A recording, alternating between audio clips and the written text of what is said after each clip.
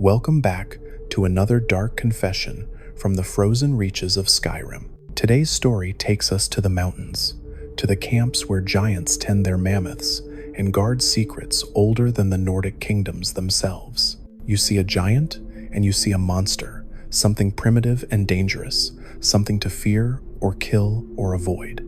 But what if I told you that every giant you have ever seen was once your cousin, that they gave up everything, their minds, their culture, their very humanity, in a desperate bid to survive a calamity that nearly destroyed all of Atmora? That somewhere deep inside that massive body is the fading echo of a person who made a choice they have spent millennia regretting, even as they slowly forget they ever made it. And if you genuinely enjoy this kind of dark storytelling, consider subscribing and liking the channel, but only if it truly resonates with you. I stood at the edge of the burial grounds when the memory came, sharp and unwelcome as a blade, between my ribs. My name. I had a name once, not the guttural sounds my kin make now, not the deep rumbles that pass for speech among us, but a real name, syllables that meant something. I can almost taste it on my tongue, but it dissolves like morning fog before I can speak it aloud.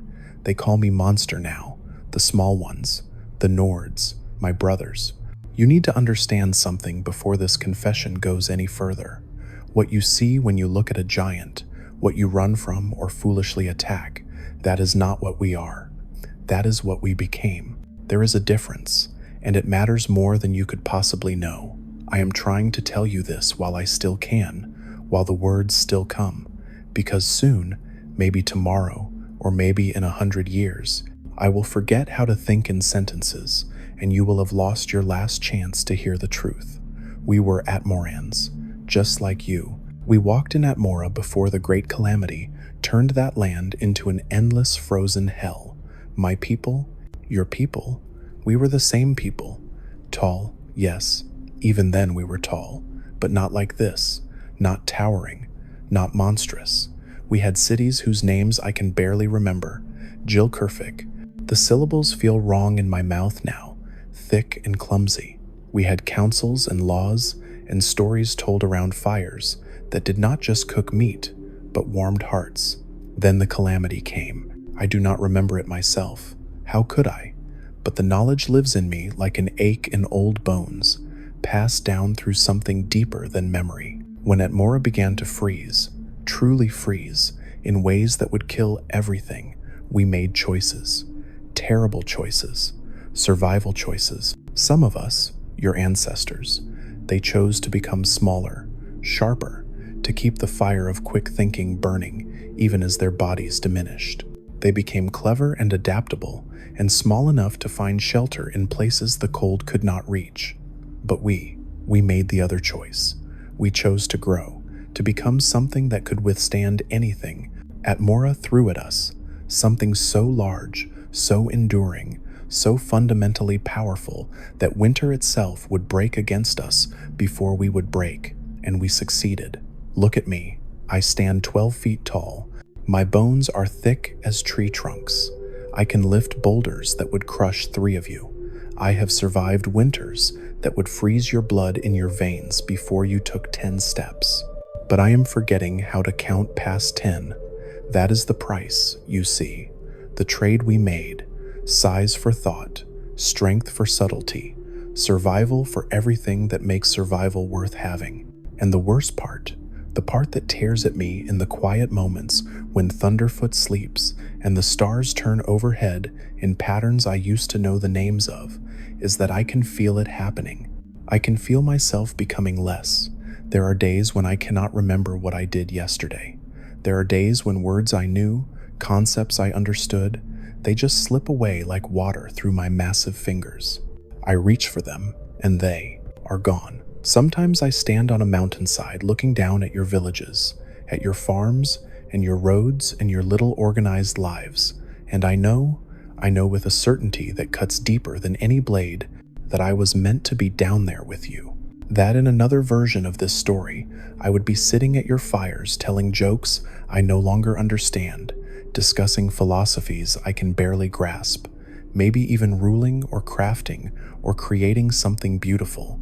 Instead, I am here, a hermit, an angry giant who attacks when you come too close to my camp. Do you want to know why we attack? It is not mindless rage, it is grief. It is the frustration of looking at you and seeing what we gave up. It is watching you build and plan and scheme and love in ways that are becoming harder and harder for me to comprehend. Every time I see a Nord, I see a cousin who made the better choice.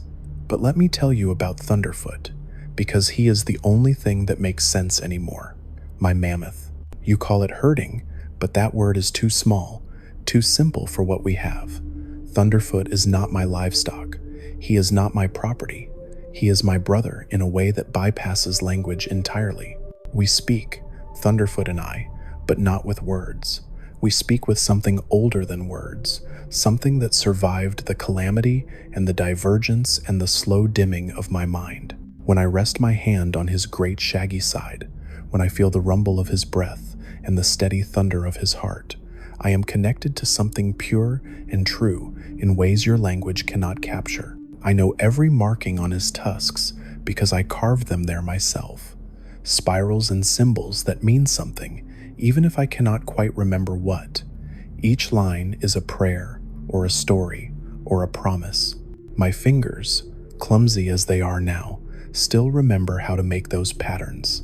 It is muscle memory, older than thought. When I etch those lines into his ivory, I am participating in something sacred, even as the meaning of the dot ritual fades from my conscious mind.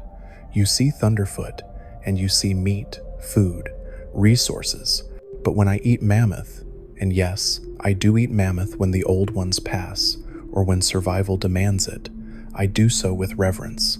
It is not slaughter, it is communion. It is acknowledging the cycle of life in ways your butchers, with their cleavers and their markets, could never understand.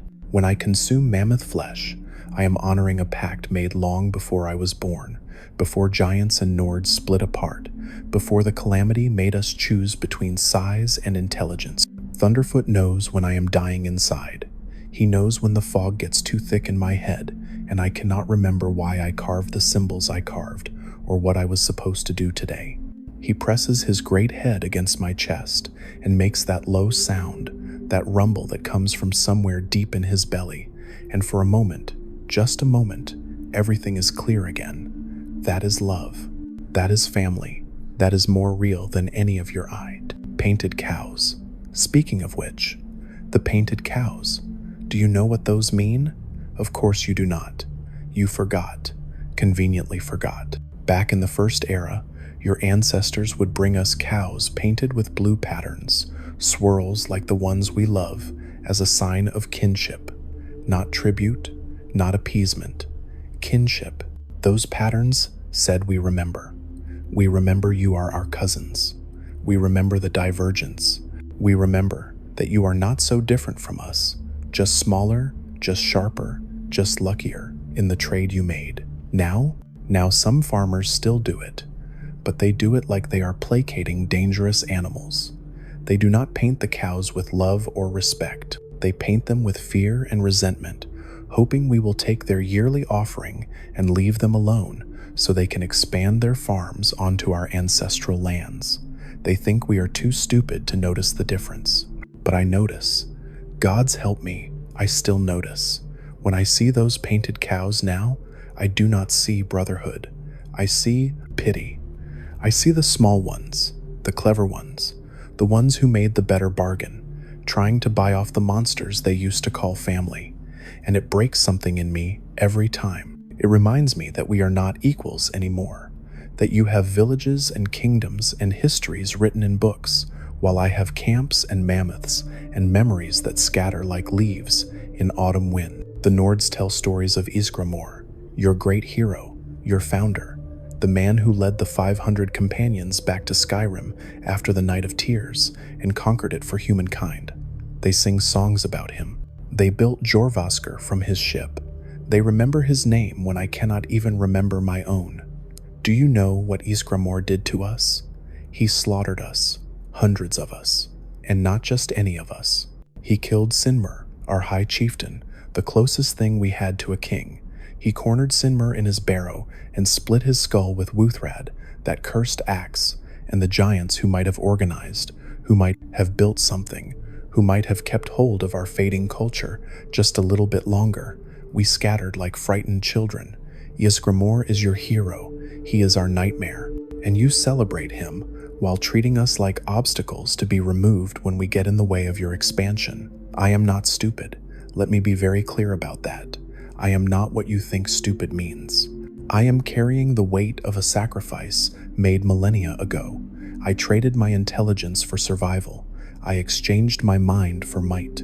Every club I carve from ancient wood, every pattern I etch, every ritual I perform, even when I cannot quite remember why, it is me trying to hold on to what is slipping away. It is me fighting against the inevitable with every scrap of awareness I have left, and I am losing. I can feel it. Year by year, thought by thought, I am becoming more of what you see and less of what I was. Soon I will be the simple creature Cord the Curious described in his little book. The peaceful, simple being who tends mammoths and keeps to himself. Maybe that will be easier. Maybe losing the memories, losing the knowledge of what we used to be. Maybe that is a mercy in the end, but not yet, not today. Today, I still remember enough to be angry. Today, I still remember enough to grieve. Let me tell you about the burial grounds, because they matter. They matter more than you could possibly understand. When a giant feels death coming, something inside us pulls toward those sacred places. It is not conscious thought. It is deeper than that. It is genetic memory, instinct older than language, a call that echoes in our bones. Even the most diminished of us, even those who have forgotten everything else, we still know to go to the burial grounds when our time comes. I tend these places. I clear away the stones that fall. I arrange the bones of my kin in patterns that feel right, even when I cannot articulate why. These grounds are not primitive superstition. They are the last threads connecting us to the civilization we once had, the culture that is almost gone. Every skeleton laid to rest here is a giant who remembered, somewhere in their failing mind, that they belonged to something larger than themselves. And if one of us dies elsewhere, if a giant falls in battle or succumbs to illness far from the sacred grounds, others will carry the body there. I have done this myself 3 times.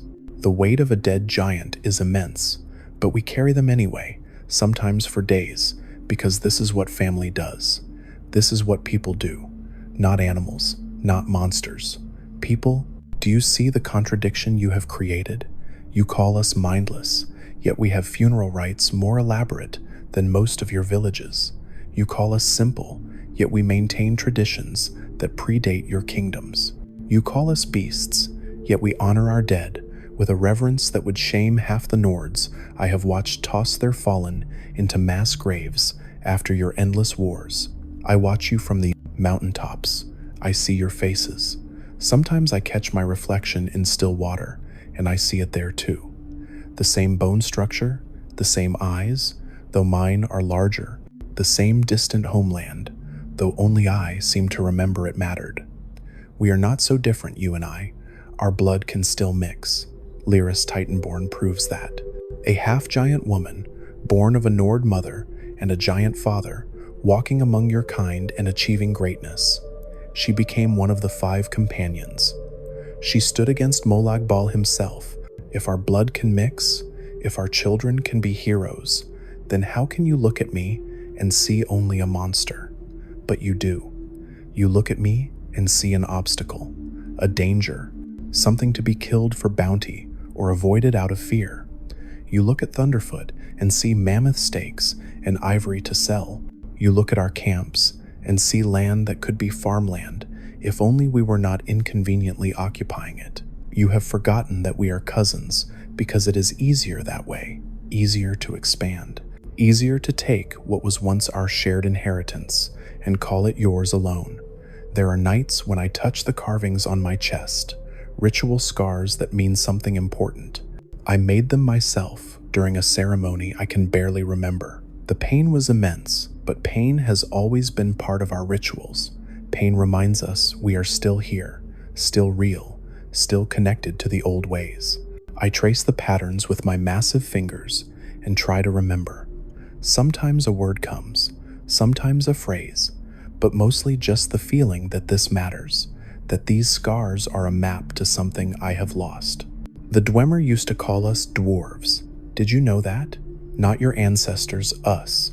The Dwemer, those deep elves who disappeared into their own cleverness. They looked at us and called us dwarves because to giants, they were small. We had perspective then.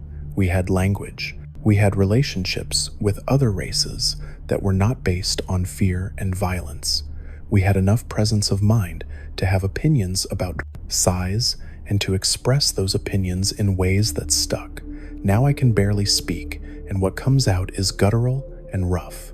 Now I communicate in rumbles and roars that sound like rage but are really just frustration. The anger you see when you trespass on our camps, when you attack our mammoths, when you treat us like obstacles to be cleared, that is not mindless aggression. That is the fury of someone who knows they were meant to be more. That is the grief of loss compounded over generations until it becomes a roar that shakes the ground. I remember, or I think I remember, a time when Nords and Giants would meet at the borders of our camps, not to fight, to trade, to exchange news, to share in the great stories that make life bearable. We had things you wanted, you had things we needed. More than that, we had connection. We acknowledged each other as kin, even if the calamity had changed us both. But that was lifetimes ago. That was before Ysgramor's conquest taught your people that Mer and giants alike were just obstacles to manifest destiny. That was before your kings and jarls decided Skyrim belonged exclusively to Nords, with no room for the cousins who had just as much claim to this land. That was before we became the angry hermits your children are taught to fear. I am not going to lie to you and say all giants are peaceful. Some of us have given in fully to rage. Some of us attack without provocation because the pain of remembering has become too great, and violence is easier than grief. Some of us have lost so much of our minds that we truly are dangerous, unpredictable, barely aware of what we are doing. I have seen giants I once knew, giants who could still speak in sentences when I met them, reduced to pure instinct and fury. It is the saddest thing I have ever witnessed, watching the last lights go out behind someone's eyes. But most of us, we just want to be left alone. We want to tend our mammoths and maintain our burial grounds and hold on to whatever scraps of culture we can still grasp. We want to exist in the spaces you do not need, on the mountaintops and the tundra plains where your farms cannot reach. We want to remember, for as long as we possibly can, what we used to be before the trade was made. The problem is that you keep expanding. Your population grows. Your cities spread. Your farms push further and further into what used to be empty wilderness. And every time you expand, you push us back a little more. Every generation, we have less space. Every century, we are fewer in number. Some of us die in skirmishes with your warriors. Some of us die because we cannot find enough territory to sustain ourselves and our herds. Some of us simply give up and wander into the burial grounds while we are still breathing, too tired to keep fighting against the inevitable. You are winning a war you do not even acknowledge you are fighting. You are erasing us, not with armies and banners, but with farms and roads, and the simple, relentless expansion of a people who have forgotten we are family. What do you think really happened here? Drop your thoughts in the comments, because I need you to understand that this is not ancient history. This is happening now. Right now, as you listen to these words, somewhere in Skyrim, a giant is standing on a mountainside, watching your lights spread across the valley and feeling the last of his people being slowly, quietly erased. If this story has kept you listening this far, and you want more of these dark confessions from Skyrim, hit that subscribe button. It tells me someone out there is still paying attention to warnings like these. I will tell you something else, something I have never told anyone because there has never been anyone to tell. There are moments, brief and brilliant as lightning, when everything comes back to me, when the fog clears and I remember not just fragments, but whole pieces of what we were. It happened 3 winters ago. I was standing in a blizzard so thick I could barely see Thunderfoot beside me, and suddenly I remembered a song. Not the melody, not the words exactly, but the feeling of it. A song about home, about Atmora before the calamity, about green shores and forests that grew despite the cold. I opened my mouth and tried to sing it. What came out was a roar that sent Thunderfoot skittering sideways in alarm. But for just a moment, I had touched something true. For just a moment, I was not a giant. I was an Atmoran who happened to be 12 feet tall. I was a person who had made a choice and was living with the consequences. I was someone with a name I could almost remember. The moment passed. The fog rolled back in, but I held onto the echo of that memory for days afterward, turning it over and over in my mind like a precious stone. This is what I am fighting for when I etch symbols into Thunderfoot's tusks. This is what I am protecting when I attack trespassers in my camp. Not territory, not resources, memory itself. The right to remember what we used to be before we forget completely. The Nords could welcome us back. This is what kills me. You could acknowledge the kinship. You could offer respect instead of painted cows, delivered like we are animals, to be placated. You could look at Lyris Titanborn and see proof that Giants and Nords belong to the same story, not separate narratives where one is heroic and the other is monstrous. You could do these things, but you will not. I know you will not, because acknowledging us as cousins would mean acknowledging what you have done to us.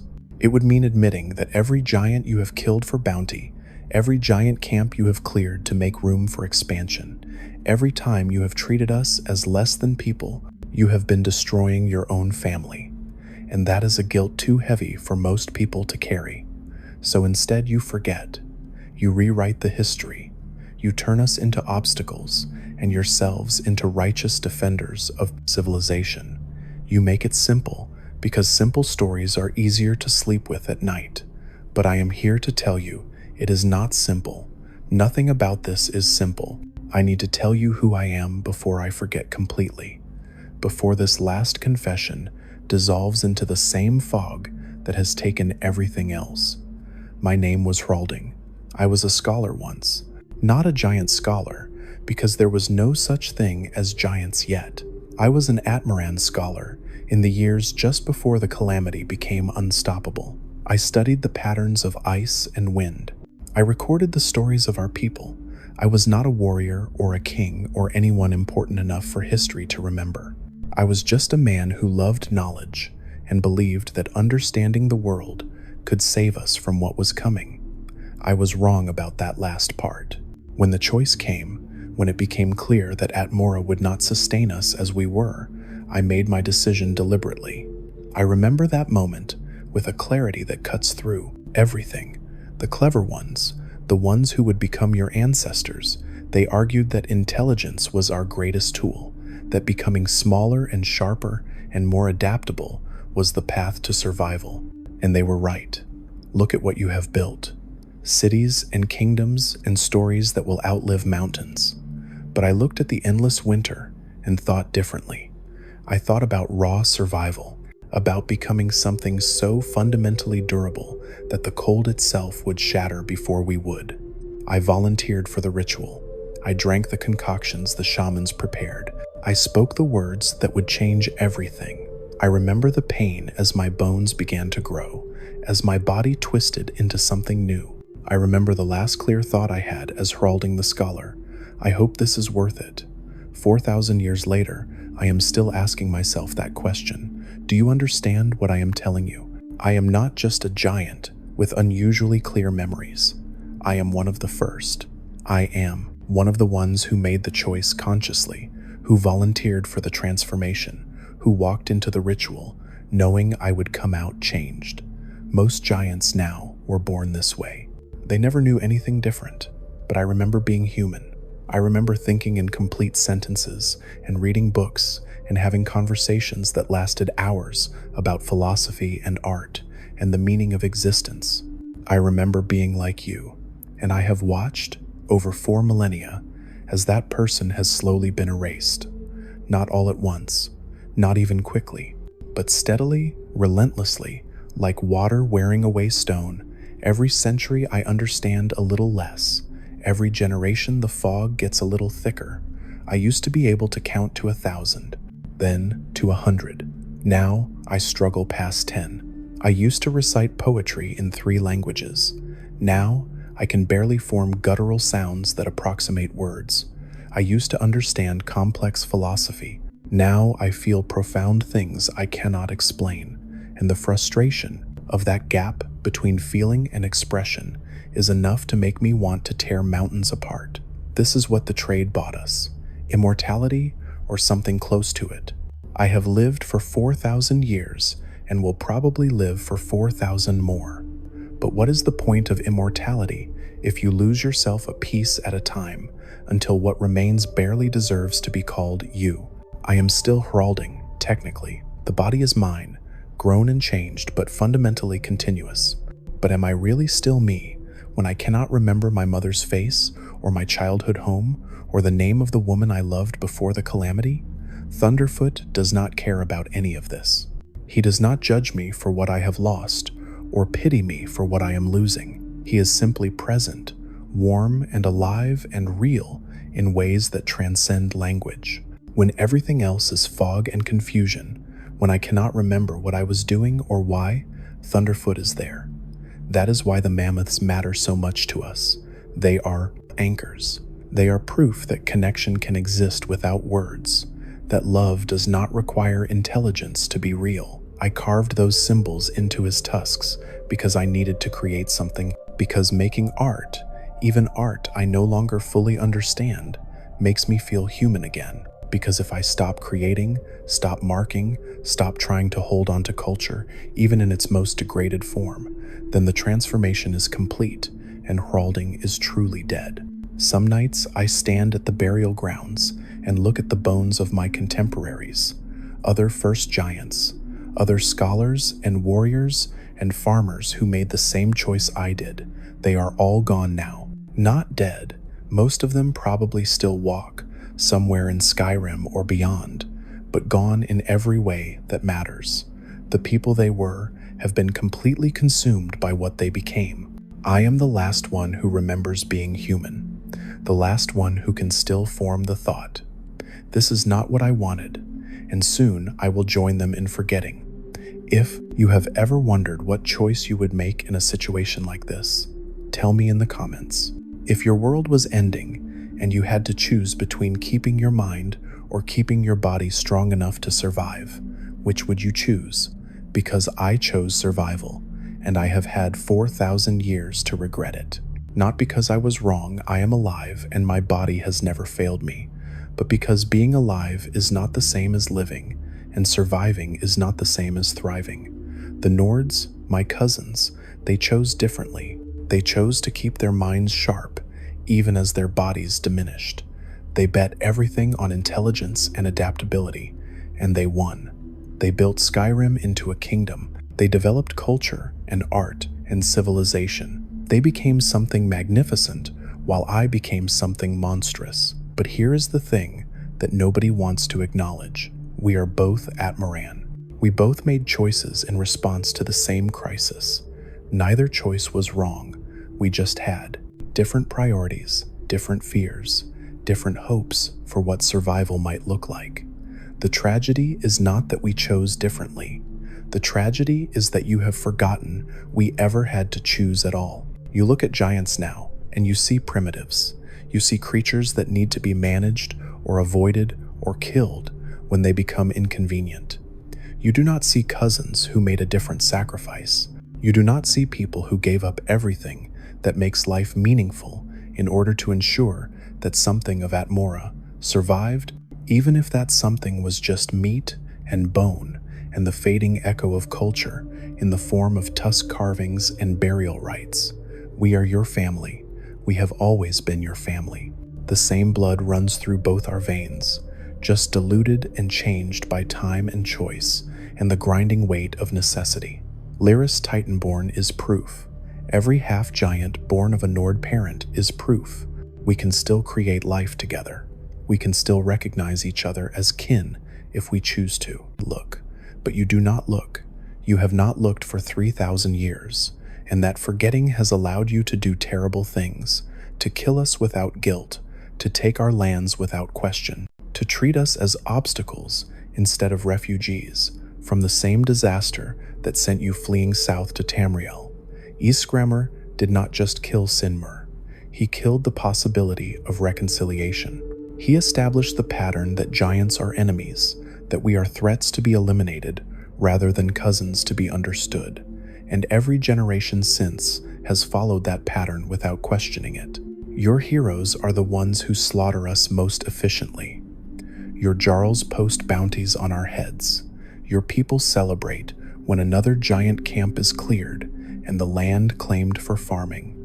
You are winning. I want to be very clear about that. In this slow war of forgetting and expansion, you are absolutely winning. There are fewer giants now than there were 1,000 years ago, fewer still than 2,000 years ago.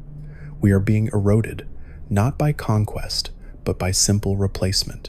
Every road you build, every farm you plant, every city you expand, takes space we need to exist. And we cannot compete because we lack the organization, the intelligence, the political structures to push back. In another 1,000 years, maybe less, there will be no giants left in Skyrim. Some will die in conflicts with your people. Some will starve as their territory shrinks. Some will simply wander into the burial grounds and lay down, too tired to keep fighting against the inevitable. And when the last giant dies, when the last of us has finally given up the ghost and let the fog take everything, you will barely notice. You will write it down in your histories as a footnote. The giants, once common in Skyrim, disappeared sometime in the 5th era. Scholars disagree on the exact cause, but most agree it was inevitable. Inevitable, as if our extinction was not a choice you made, as if it was not the direct result of your expansion and your violence and your deliberate forgetting of kinship.